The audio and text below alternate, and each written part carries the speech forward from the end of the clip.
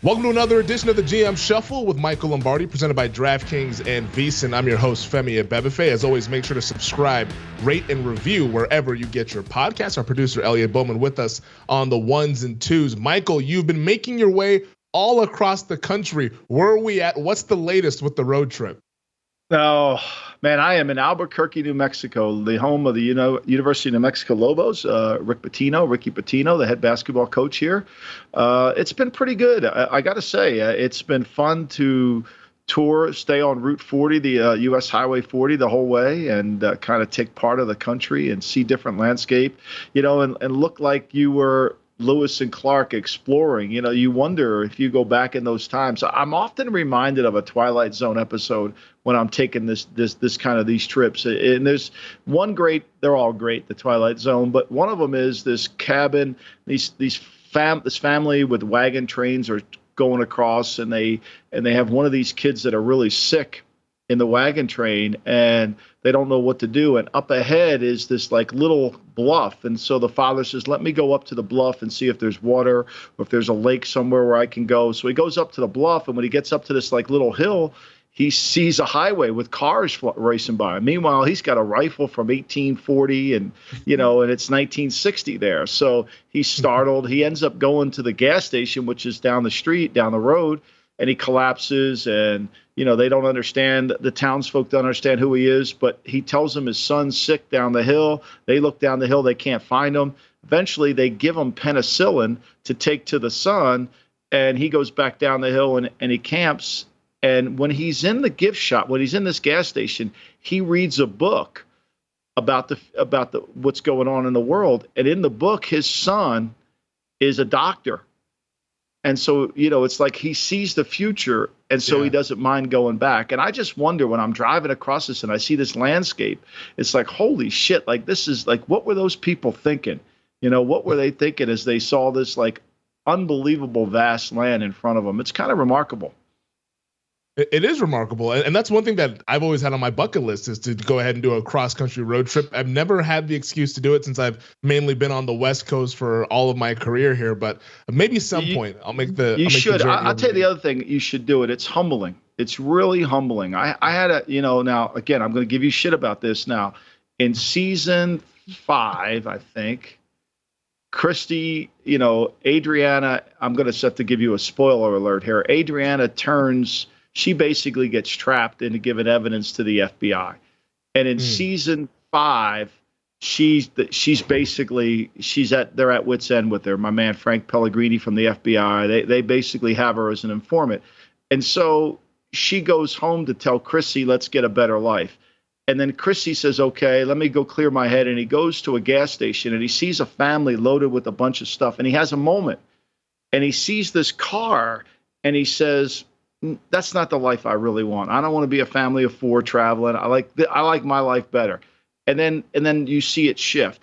And I kind of had my Chrissy moment. I was at a restaurant, and I was picking up takeout, and I saw this family of 4, and I had it the opposite of Chrissy. I'm like, wow, this is really, they're at this steakhouse, they're enjoying it. Like, life is good, and you're like, man, am I fortunate? Like, you just have a humbling experience when you drive across the country. It's really kind of humbling. You feel like, God, how blessed am I to be able to have a dream as a kid and then get that dream and achieve the dream and get to it, and then you see all these people working and doing all the things that they have to do. It's like Springsteen says, the 1 + 1, when you make it equal 3, becomes powerful. So anyway, it's really kind of humbling. Oh, and by the way, I ran into the Dallas Mavericks. My man, Sean Sweeney, I stayed at a hotel in Memphis. They were there. It was great. It was awesome. It's like Yogi Berra says, you see a lot of stuff when you're looking.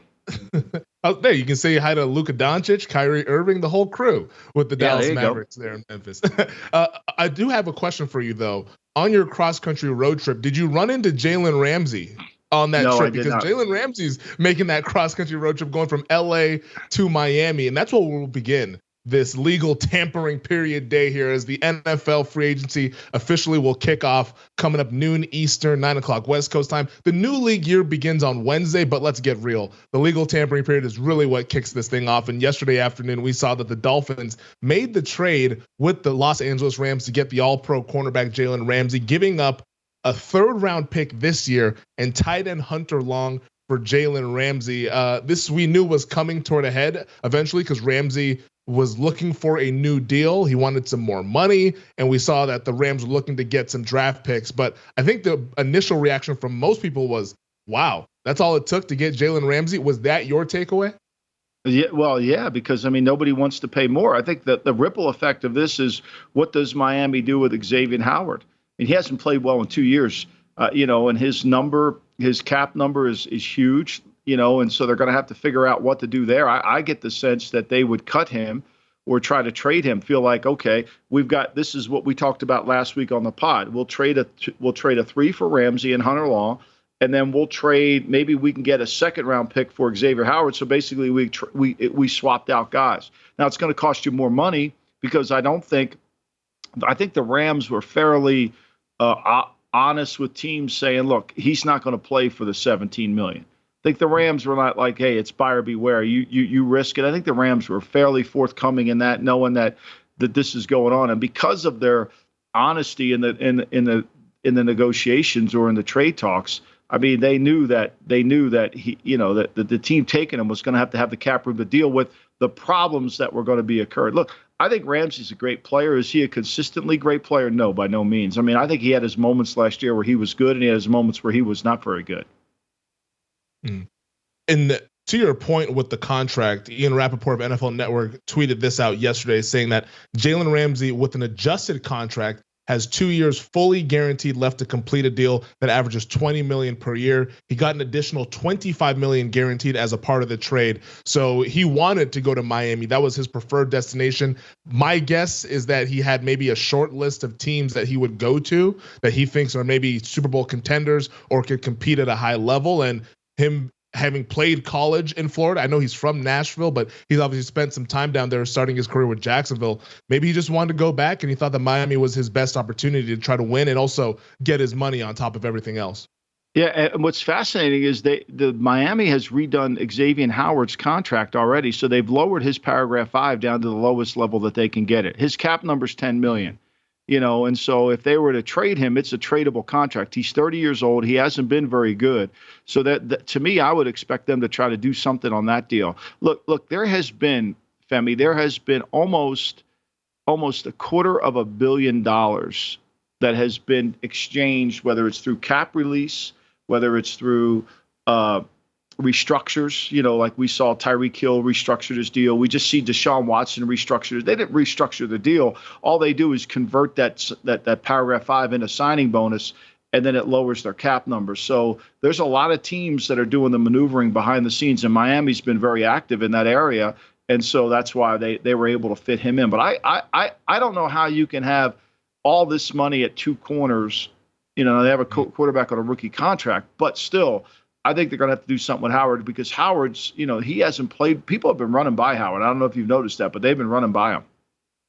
Yeah, it was a couple of years ago, I think, was when he led the league with 10 interceptions, but he's had some rocky moments since then. So you think that we're not going to get the Ramsey-Howard combination as the boundary corners? You think Howard could be on the move ultimately just based on what they've been doing with the restructuring and just how he's played so far? Well, I think with the restructure, it makes it less likely that he's on the move, because they've already taken away, but they've got so much cap acceleration that trails them. But to me, I think it's kind of hard to figure out how the hell they're going to do it. I mean, they have to come up with an answer for them where they are. And when you look at it, it's not an easy thing to do. I mean, it's hard because they've got so much cap acceleration as they go through it. And they've got to figure out what they're going to do there. They've already restructured Armstead's deal. They've already restructured Bradley Chubb's deal in terms of cap. They already did Tyreek Hill's deal. They released Carter, so they picked up some money with him. But I think, to me, that's what they have to do.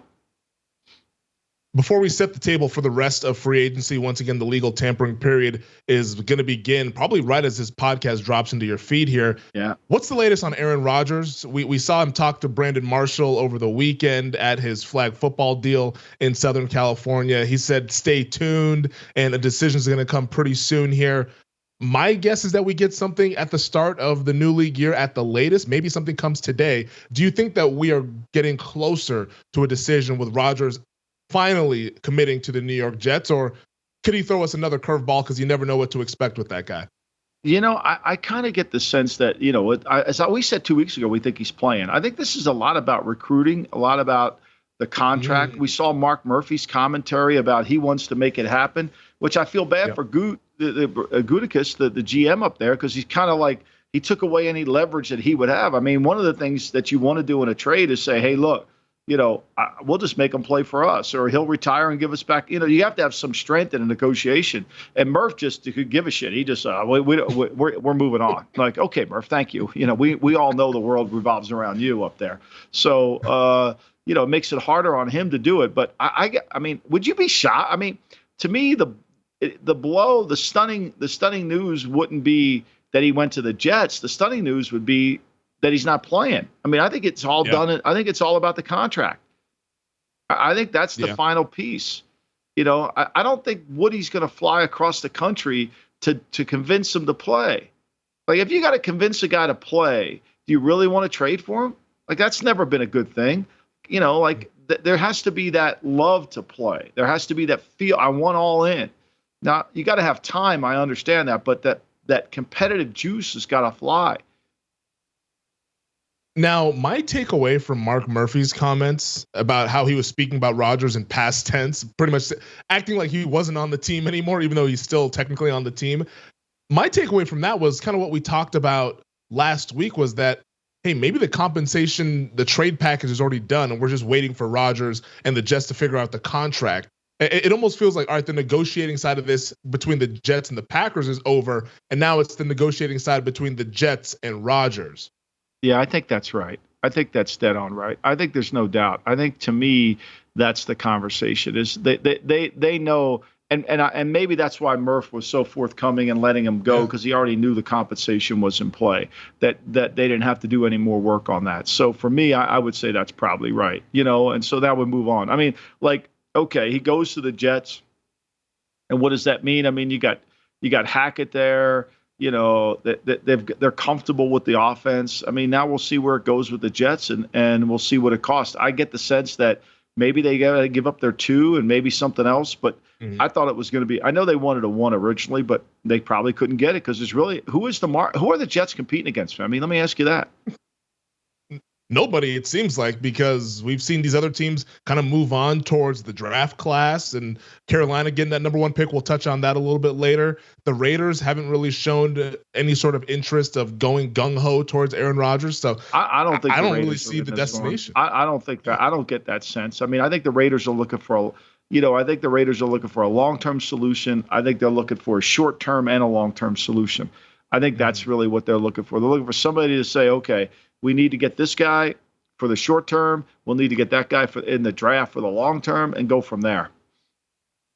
You have a prediction on when this Rodgers thing will become finalized? Do you think it's today? Is it tomorrow morning? I think it's got it. I mean, to me, you have to have it today so that you can, what his cap number is, and then you can plan accordingly around the team. I'm sure he's got demand. Look, I want this, I want to sign this receiver too. Like, I'm not surprised he's not trying to play general manager either. Like, don't just think he's coming and saying, oh, guys, whatever you want to do, I'm all happy for it. No, I'm sure he's got things he wants, because he wants to feel comfortable. And if you're Joe Douglas, you want to make him comfortable. You want to make him feel like, okay, he's all in on this. So what I'm hearing is that Randall Cobb is going to be on the New York Jets. It could be a good choice. Yeah, I wouldn't be shocked. We got rid of Barrios, so we'll bring back Randall Cobb. Yeah, Randall Cobb, 2 best buddies, Aaron Rodgers and Randall Cobb up in Gang Green. But yeah, I think this thing is going to be Rodgers with the Jets. And like you said, maybe he's kind of not really holding the Jets hostage, but is saying, all right, I'm coming, but make sure you get these things done, and then we'll kind of do this thing all together. So it could be a wave of acquisitions for the Jets at the start of the tampering. Wave, but I would think there's going to be some things he wants, and Hackett knows him well enough to know what he likes and, what he doesn't want. Like, he doesn't want to turn his back to the line. There's certain things offensively, scheme-wise, that he wants too. Like, he wants to be able, and then terminology. Look, the one thing is he, with Hackett there, he doesn't have to learn a new language. He can just say, we're going to learn. It's the same language as Green Bay, so it's the same system. To set the table for free agency, Michael, let's lay out the top 5 teams with the most salary cap. And number one is the Chicago Bears with a little over $72 million. You have the Atlanta Falcons with $62 million. The Las Vegas Raiders, $42 million. Houston at $40 million. And then Cincinnati at $35 million. And I'm not sure if you saw this tweet from Field Yates over at ESPN there, but he talked about the highest spending teams over the last 7 seasons in free agency and what they've done from a win total standpoint that upcoming season. So dating back to 2016, the Giants were the highest spending team in free agency. They increased their wins by 5. The Jaguars in 2017 did it by 7. The Bears in 2018 increased their wins by 7. The Jets in 2019 by 3. The Dolphins in 2020 by 5. Patriots in 2021 by 3. Then last year, the Jaguars were the highest spending team in free agency. They increased their wins by 6. We all talk about how free agency, it can be sometimes irresponsible with what you're doing, paying good players great money, but it seems like the early returns at least are pretty positive. Well, yeah, I mean, look, the 16 Giants, that got them going, but then after that, it didn't work. The 17 Jaguars got them going, then it didn't work. Same thing with the Bears. So, like, there's no sustainability. It's a little bit like when you're in free agency, it's like you're a college in the junior college program. You're going for a guy, you're trying to fix your team. But the long-term effect of it doesn't sustain itself because, as we've seen, as I mentioned earlier on this pod, there's almost $250 million exchanging hands between teams in terms of trying to redo the deals. Also, we know from what the owners were presented with the coaches, like how many coaches have gotten fired. Since 16, when Fields puts that out there, the Giants have gone through what? Coughlin? They've gone through Pat Shurmur. They've gone through Joe Judge, and now they're on Daboll. I mean, so like, I think it was McAdoo. I think in 2016. McAdoo. Yeah. So like they're going through a bunch of coaches. Like the Bears have gone through coaches. So I think to me it's a little bit like any numbers when you want to play with it. It looks good on the surface, but at the end of the day, when you peel it back, it doesn't have that long-term sustainability. When you analyze it, like that's what you have to do when you look at numbers. When somebody presents a case study to you, like, does this make sense? You have to take it another step. It's false duality. You can't just say, okay, it's A or B. Free agency works. No, it doesn't. I mean, it has no sustainability. And if you need it to fill a gap, to fill a hole. But if you're living in free agency, trust me, it's not going to work. Well, if you're living in free agency, it's probably because you're not drafting well. I think is what is happening there. Or like if you go through the draft capital, like, see, to me, I don't think we talk enough about this in terms of when you look at draft capital and you say, okay, like how much draft capital like have teams had over the years? Like, for example, when you're sitting there and you're saying, okay, the Jacksonville Jaguars, their draft capital, I'm going to, like when you look at their draft capital and you say, okay, where are we? What have they done? I mean, they've had a really good opportunity because they've had a lot of draft picks, right? So when you go through it and you don't have a lot of draft picks, you're sitting there saying to yourself, okay, what are we doing? Like, where are we? Like the Patriots, for example, when you look at the Patriots over the years, and I'm not making excuses for them, but when you look at the Patriots over the years, so the Patriots, based on from 2014 to today, they basically have had 6,250 points in the draft, okay, in terms of the first round. When you look at the Chiefs, same thing. They've had the same number, right? When you look at the Eagles, they've had 8,300. When you look at the Bengals, they've had 11,000 points. When you look at the Niners, they had 12,000 points. So my point here is to sustain excellence because you're drafting lower is harder. That, to me, is a more relevant number than what you spend in free agency. And the system is fixed so that the Bengals, if they lose, they should win. The Niners, they get Bosa, they get all these guys. That's why they're at 12.1 value of the draft. So they're 194% higher than the Chiefs and the Patriots. So my point here is I'm not making excuses. It's just that's truly what happens when you win. You start to have less value with draft picks. And I think the stat that he put out there is more so just from an immediate standpoint and not the sustainability that you're talking about. Because I don't disagree with that. I don't disagree with that. There is when you spend a lot of money, there's an impact. But when Jacksonville spent all that money in 2017, I mean, look at what they've went through since then. I mean, they fired Marone. They've gone through coaches. I mean, it's been a mess. Think about the money they've spent in that 1 year to fall a little bit short and then continue to fall. Think about it. If you put money over what they've done, it's pretty high. And I think from the betting standpoint of it, because that's kind of where my brain functions at times, is that all of those teams, except for the New York Jets, also went over their regular season win totals. So even with all of the free agent stuff baked in, they still exceeded expectations. Now, the year later, those 2 years afterwards, it kind of crumbles apart just because free agency is more so like the instant oatmeal. It's the instant rice. It's not necessarily the slow cook and the build of what you'd want to do for a sustainable team. But I do think it's interesting just that those teams that end up spending get the early returns, not necessarily the long-term benefit. But with that said, those top 5 teams, Bears, Falcons, Raiders, Texans, Bengals, have the 5 most cap space entering free agency. Do you expect those teams to be active, or are there other teams that are kind of bubbling under the surface looking to clear cap space to be aggressive once the legal tampering period opens up here in a couple hours? Well, I think there's no doubt Miami has told everybody they're all in. They pushed their chips to the middle of the table. I think the Bengals have to hold money back. I mean, I'm sure they're going to try to figure out. Mike Brown's going to be frugal. He's not going to be cheap. He's going to be tactful. So I think, but he knows he's got to pay Burrow. So he's got to hold money back for Burrow. I think the Raiders are going to try to do exactly what those other teams have done. They're going to try to get because of all the draft picks that are no longer on the roster from all the blown picks, they've got to increase their talent level of their team. Could they have traded up to 1? Maybe. Were they involved? Probably. But they fell short. I think we'll get to this a little bit later, that DJ Moore was the winning chip in that derby. Mm-hmm. And so the Raiders need to improve their talent base, so they're going to need the same with the Chicago Bears. They got all these draft picks, but they shouldn't overspend in free agency, but they can help create their team and build their team around it if they're prudent enough. Because the one thing about cap room, you don't have to use it all this year. You can put it into next year. You could save it next year. I think the Patriots have $100 million in the next year already. Like they're going to be so eventually, if you don't like it, you don't have to pay. Like there's no rule that says you got to spend all the money. I think you got to measure twice, cut once. You got to follow the Carpenter rule and take the good deal, because what you don't want to do is sign a player and still need that position. Yeah, I think that's the worst place to be as a team there.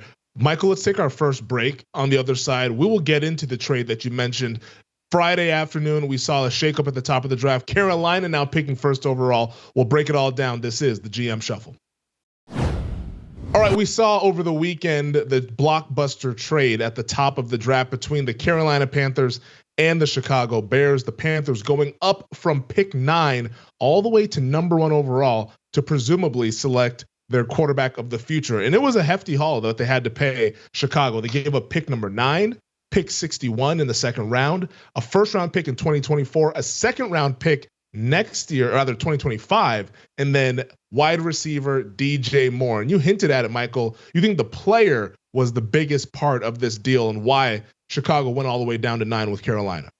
Well, I think there's 2 factors, right? I think the Carter news coming out of Georgia, I think that kind of allowed the Bears, to think about going as far down as 9. Okay, so I think that had something to do with it.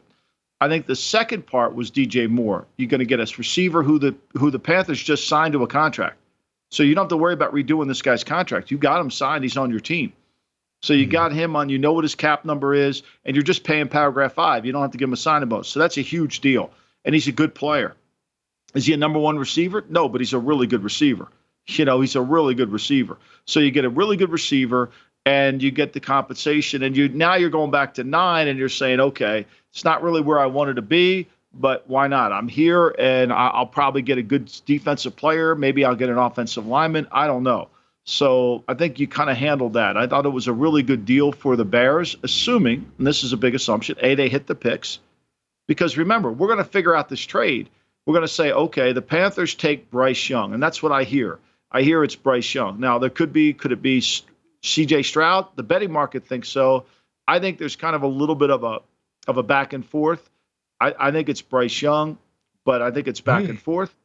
And so if it's Bryce Young, then we're going to go Bryce Young versus the player they picked, and then we'll analyze the trade. And if Young's great and you hit with him, and he's the outlier at 5'10", 200 pounds or 195 pounds once he gets, then you say, great. Look, I went back, I watched Bryce Young this past week when I had free time in the hotel room on the road. I mean, look, the guy is dynamic. There's no denying his football talent. He was born to play the position. He's got unique skills in terms of instinct. His arm's stronger than Tua's. He's got great ball placement. He's got a tremendous feel. He's got that Jason Bourne-like ability to see everything. When I say Jason Bourne, I'm talking about the scene when he comes into the cafe and he's sitting there and he notices everything that happened. The guy's left-handed. The guy's got a gun. This guy can hold him. Like, Young's got that skill. But, you worry about, can he hold up? Can he hold up? Can he handle it? Like people say batted balls down. Well, I think Joe Burrow was like third in the league in batted balls down. Justin Herbert was like third or second in the league in batted balls down this year. Like, so sometimes when one thing about Bryce Young, he has that Drew Brees overhand delivery. But think about where we are with the league. Think about where we are with the league today. When Drew Brees came out, he did everything at Perdon't that you could do as a player, right? He did it all. He was upset, he was small. And he went, 32nd in the draft. He went at the top of the second. John Butler, the former general manager of the Chargers, God rest his soul, he picked Tomlinson and Breeze in exchange for Michael Vick. Okay, so he made a great deal there. Oof. Yeah, got a great deal there. Got two basically Hall of Famers in exchange for Michael Vick, who's a really good player, but probably not going to be a Hall of Famer. So anyway, that kind of like, and now we're talking about Bryce Young being the first pick overall. So what my point is, look how the league has dramatically changed through that. But I think Carolina, after I said DJ Moore was the clincher, I think the second part of it is that the Panthers want a quarterback on a rookie contract. I think the Panthers, instead of going after Lamar, and I think that's part of the issue with Lamar, is people don't want to spend, their team's not good enough to go spend all this money for the quarterback and have no money left to build your team around. That's the problem, right? So I think they wanted a quarterback on a rookie deal. Now they got to hit with the pick. The aggregators are going to really love this segment here, Michael, because you're pivoting far from what the betting market is indicating right now, because I'm looking at our show sponsor, DraftKings. CJ Stroud is minus 300, and that is implying a 75% chance that he will be the first overall pick. We believe that it's going to be Carolina that makes that selection. I know there's been some rumblings. I don't know how much credence you put into it that they maybe trade down. That doesn't make a whole lot of sense to me, but who knows? Crazier things have happened. But CJ Stroud was the guy that the betting market shifted towards once Carolina made that trade, because everybody said, oh, Panthers like Stroud. They're now picking one. Let's make Stroud the favorite. You think, though, based on the guys that you've been talking to around the league and the gals that you've been talking to, that this could be Bryce Young, who right now is plus 235, the second choice to be first overall. You think that Young, it's more neck and neck, or would you even go as far as saying that you think Young is probably like 52, 53% to go number one overall? I would go 60-40 Young. It's going to be Young. I think, to me, you don't make this trade if you don't know who you're going up for. Like there's never, again, this is false duality. It's never A or B. When I was a young scout in Cleveland, we had this personnel director, and I was doing pro work at the time, but he had a calculator next to him, and Femi gave this guy a 62, and I gave this guy a 56. So, all right, so we'll make him a 5'8". No, the one thing he's not is a 5'8". Like, he's either a 62 or he's a 56, but he ain't a 5'8". Like, you can't split the difference, right? Like, so you can't say, well, Stroud and Bryce Young are both 7-0 players. You can't say that. Like, there has to be a difference, but no player is exactly the same grade. One's better than the other. So when you trade it up, you're saying, okay, especially if you got to 1. I mean, you probably could have Monty Ostendorf would have given you 3. I'm sure of it. I'm sure he would have given you a 3 for this haul to go to 9. So there's a reason you went to one. There's a reason you went to one. And the Bears were anxious to trade. I said that last week. I knew they were going to do it. I think there were other teams involved. I think, to me, DJ Moore was the one player. They wanted 2 number 1 extra. I said this the other day on the pod. Remember I said if he would have had all those ones, he would have taken it. Well, that's true. He didn't have it. He got a 2. He didn't get the extra 1, but he got DJ Moore, which is really more of probably a better fit for him, for his team, especially around your guy Fields, to see what he can do. Mm-hmm. You have no more excuses. You're completely out of excuses. You're completely out of excuses. They give up a 2 for Claypool. They trade for DJ Moore. They got all these fucking draft picks. Like, your excuses are over with. Like, I don't want to hear you cry, well, it's not the right scheme. They don't really put him in the right. Like, I don't want to hear it. I don't want to hear it. It's over. It's over. It's over. I've put up. There's no more excuses. My guy, he's got to produce in 2023. Now here's where we're going now. Let's see. Produce. Justin Fields MVP odds. I could see you going to the window on that one too now, my man. I could see that with your jersey. One day you'll come into the circle, you'll bet that one, and you'll put your Tua jersey on, you'll bet that one. I could see this coming. I got cameras at I'm going to be out there, so I'm going to turn around and see your ass going up to that window. So I think we've had way too much Justin Fields talk on the pod going back to the regular season, to where I missed the boat on this, man. Like, everybody's betting him. I have no Justin Fields bets. I don't have a single bet for this upcoming NFL season because we're sitting here in March. And Fields is like 25-1 to win MVP. Everyone's jumping the gun on this thing here. Yeah, if you're going to give me like 80-1, maybe I'd sniff around on that. But 25, that's way too short for a Chicago Bears team hell, they might not even – they're the long shot to win their own division. How can you win MVP if they're not going to win their division? So the Fields love, as much as he's my guy, when it comes to putting my money down on an MVP ticket, at 25-1, I'm not doing it for Justin Fields right now. But I agree with you. The excuses are now out of the window. He's got a big-time receiver in DJ Moore. They're going to surround him with some other pieces. I'm sure they're going to look towards the offensive line and free agency to try to shore some things up. Also, the draft. They could double up on that offensive line to protect him much better. But I think we're going to see that potential that I've been talking about.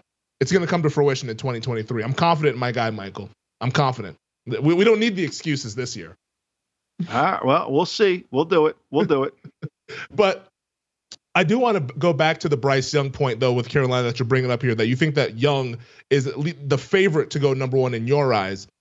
Bryce Young is unlike any other quarterback that Frank Reich has coached. I know this has been the point that's been talked about, that Frank Reich has liked traditional big quarterbacks, Young being a physical outlier. You think that they're going to look past this, or is this maybe the owner, David Tepper, who reportedly likes Bryce Young, maybe putting his thumb on the scale, no pun intended?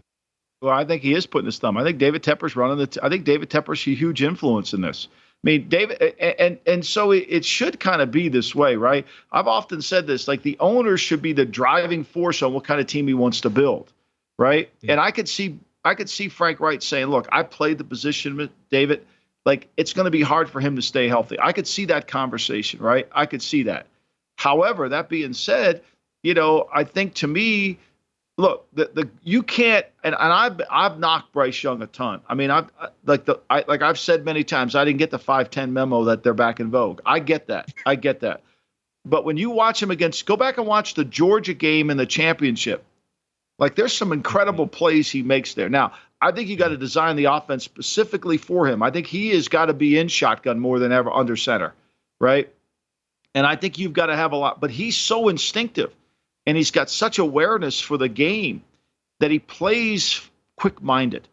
And I think the quick-mindedness reminds me of Drew Brees more when he was at Purdue. So I get that. And look, there's no way they're both the same. I'll say this. CJ Stroud, I'm going to study this week, but I think ultimately, to me, what Young was able to accomplish and his instincts and his rhythm and all that and his accuracy, it's hard to duplicate. So you've now taken 2 shots at the Boilermakers here. Now, our producer, Elliot, he's from that neck of the woods. His family is legacy. But he went to Missouri, Purdue. though. I'm not taking a shot. It's what I've always called Purdue. I mean, Purdue. I mean, I hope they win the NCAA. You probably have them in your bracket, don't you? I don't. so I don't have. I think they go to the Sweet 16, but I mean, they could get tripped up. But that's neither here nor there. People don't want to hear our. I mean, how is Texas A&M the 9th, 8th? How are they 8th? Like, I want to sit in that committee room one day. Like, I don't like, get what it. what more do they have to do to get like a fit? Like, seriously. I mean, who knows? My guess is that it's a TV show. They wanted the potential Texas A&M second round matchup because that will, Lone Star State might catch on fire if we end up getting that one. But I don't get that either. It's like they finished second in the SEC tournament, which we all say is like the second best conference in America, but apparently that's only good for a 7 seed. But that's neither here nor there. So with Young potentially going to Carolina, and it's early, we're not saying that he's going to do this. I don't want to misconstrue anything that you're saying here. You just believe that he should be the favorite to go number one overall. I think there's a conversation, and I think they like Levis too. I think they do. I think they like Levis too. Yep. I don't think this is Anthony Richardson involved. I don't. Okay. I think there are a lot of teams that do love Anthony Richardson, and I think that there might be some action. But I think, to me, this is about, I think it's, if I had to rank it, I would go Young 60-40, Stroud, 30, and then I would go probably Levis 10%, 15, 20 maybe. Okay. So Young, Stroud, Levis, and then Richardson kind of an afterthought, because I was reading Peter King's stuff last night, and he said that Frank Reich loves Richardson, but he doesn't see Richardson going number one overall. If everyone's connecting Frank Reich, apparently Reich loves the entire draft class. Yeah, well, he's Will Rodgers. Of course he's going to love the entire draft. I mean, That's the fact. Like, that's what people in the media digest. It's like, I've been in the room. Like, there's nobody, you don't love everybody in the room. Like, there's always, like, again, there's 4 kind of scouts, right? There's the picker, the guy that picks on one thing. Okay, so if you've got a picker in the room, he's going to pick on Bryce Young's height. Okay. Yeah. If you've got a production guy in the room, you're going to say CJ Stroud did this, his production's element. If you got a poor scout in the room, you're probably going to say that, Richardson isn't good enough. Right. And if you've got the projector, the guy that can project the talent moving forward, right, that scout is going to say, hey, I believe this guy's talent in a pro system doing these things. See, like, the reason you in scouting, you've got to define. You got to know the plays and the players. So when you write a report, you got to be able to say, Bryce Young, if he's in this style of offense, okay, boom, boom, boom, and write it out. Like, describe it. Like, don't say he's just a great player. Like, no, we got to figure out what offense is he going to run, because that's the key. Like, that's the complaint I have about Lamar. Nobody writes out what's the offense for. Lamar should be under center, shotgun, outside, inside zone, boots naked, all that stuff. Shotgun on third down. That's Lamar. Lamar needs to be, we need to make Lamar the defense have to defend Lamar as a blocker. How do you do that? You run boots, because it's the only play in football the quarterback can block somebody. You pull him out because he's such a weapon. You have to respect it. Yeah. That sounds like Lamar. Same thing they did with Hurts. Give the Eagles credit. They said Jalen Hurts. I don't think it was in anybody's reports, because I didn't see it that way, because I didn't see the 6-back offense, but they figured out the 6-back offense. God, if Lamar somehow ended up with a Kyle Shanahan, I think that would be the dream situation or something like that. Like, that would be a fun offense to watch, but I don't think that's what's going to happen. Correct me if I'm wrong. I don't know if the Niners are maybe interested in Lamar, but that I think would be a fun scenario in the Bay Area. Last thing on the draft, because we've talked a lot about Carolina and what they might do at number 1. I think the next pivot point is probably number 3 with the Cardinals. Monty Ossenfort, the new general manager, the new head coach, Jonathan Gannon. All reports and indications are that they're looking for somebody on the defensive side of the football, one of those blue chip defensive guys.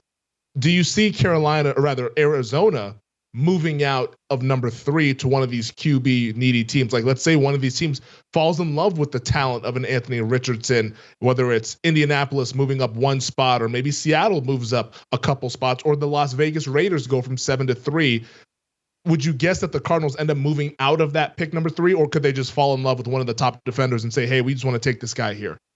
I think they would move. I don't think there's anybody that says, okay, I can't move from here. I don't think there's a Chase Young or there's a Bosa in that I know people think Will Anderson is, but that's not the case. I think they would move. Now, would you move up to get the quarterback? Or if you're John Snyder and you're sitting there, I might get the guy I want right here, right? Why do I have to move? Yeah.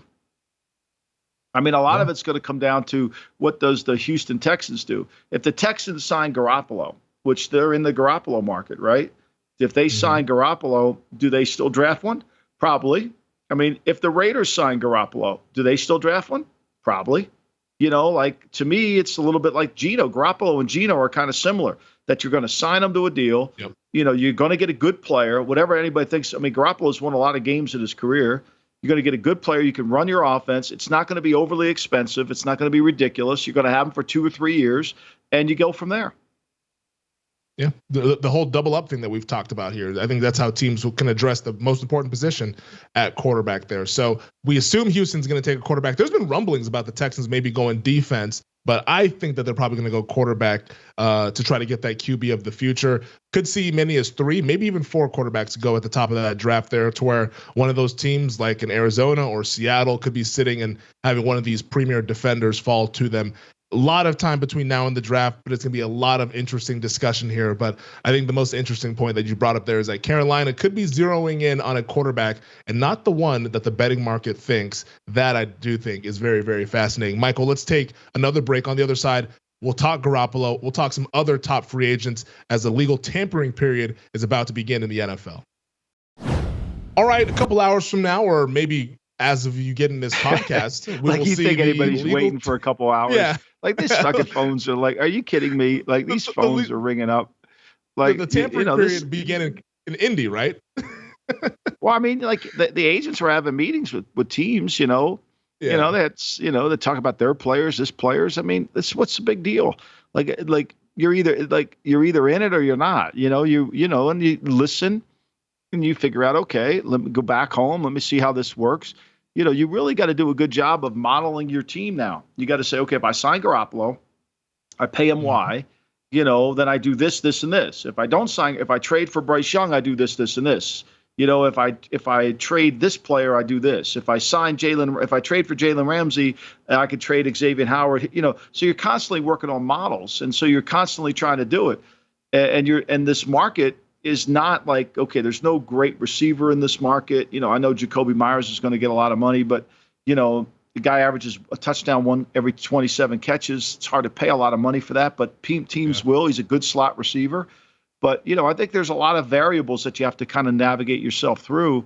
And that's what's going on today. I think the quarterbacking, I think Garoppolo, like I said, I think Houston's in it. I'm sure the Raiders are in it.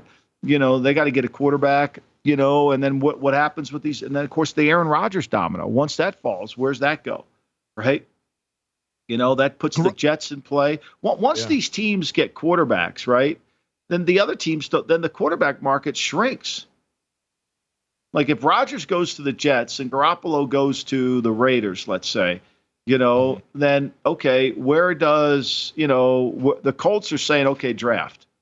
That's kind of where it's going. You got to kind of look at it that way. Or maybe the Colts go after somebody else in free. I don't know how it's, goes. Yeah, it really is the Garoppolo market, I think, interesting, because I think a lot of people have expected 20, 25 million per year or so. But if we're talking about Houston and Vegas, I don't think it'll get that high. You think it might be lower?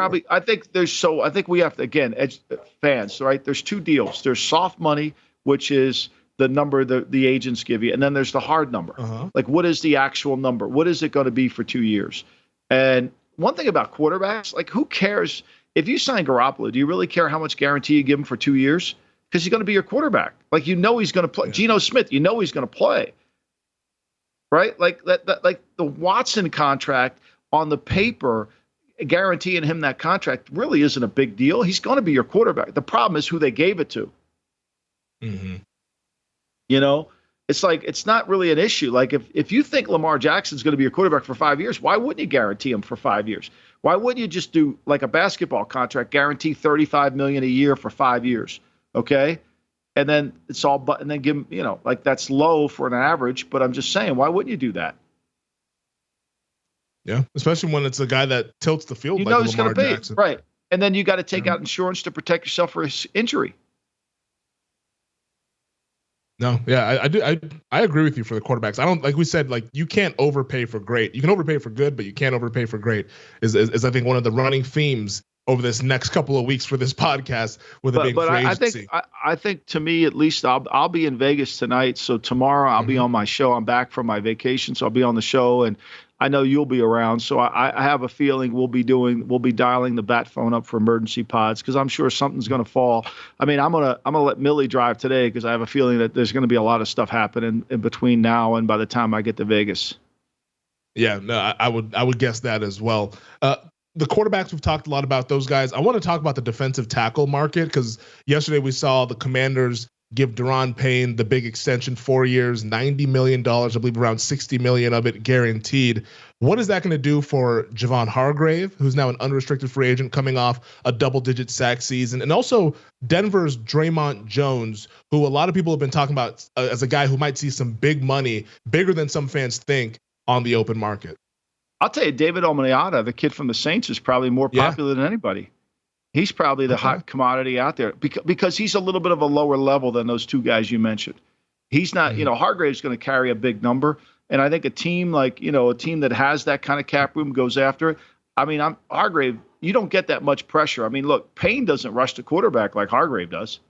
No. I mean, let's be clear. I mean, Payne's a good player, but, they take him out on some situations. I mean, he's not a great rusher. He doesn't convert run to pass, whereas Allen does.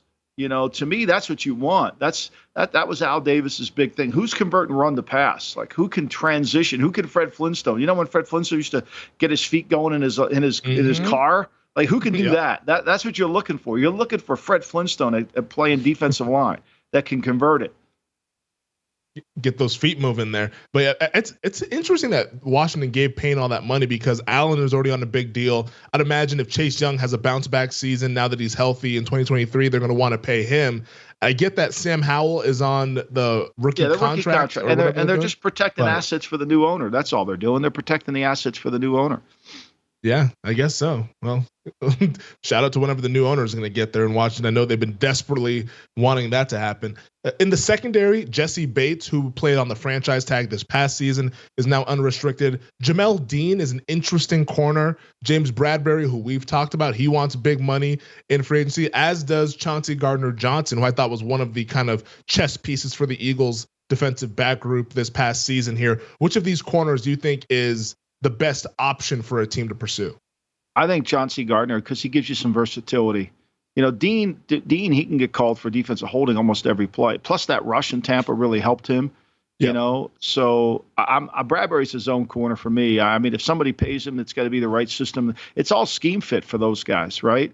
So, and Jesse Bates is a good player, but to me, I think when Byard, the kid at Tennessee, right? Kevin Byard, he's really a good player. They're trying to get him to take a pay cut. So would I sign Bates? If he doesn't take a pay cut, they're going to cut him. So if I sign Bates, do I go after? I would rather have Byard than Bates. I think he's really a good player. So you got to kind of play that around a little bit. You got to wait.